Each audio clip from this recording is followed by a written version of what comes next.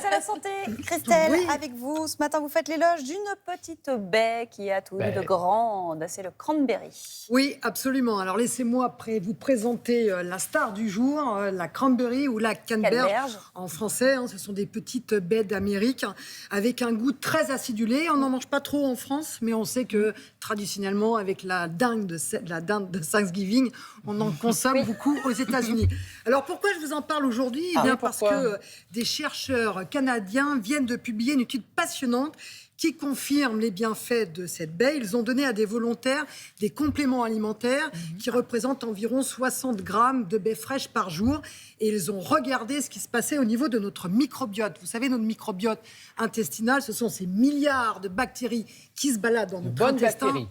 Pardon ? Bonne bactérie. Très bonne. Alors, bonne et mauvaise. Ah oui. Ça dépend. Mais justement, avec cette cranberry, ces chercheurs... Pour le matin, ça fait envie, là. Ça sent le barbecue, là.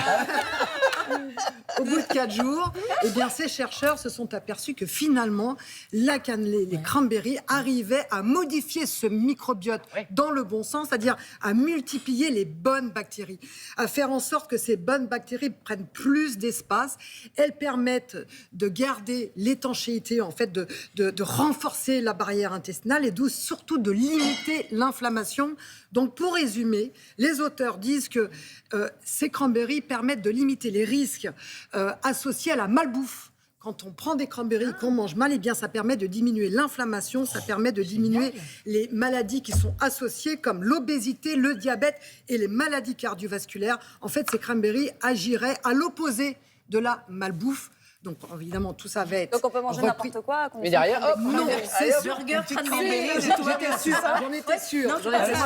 Mais non, pas du tout. Pas du tout.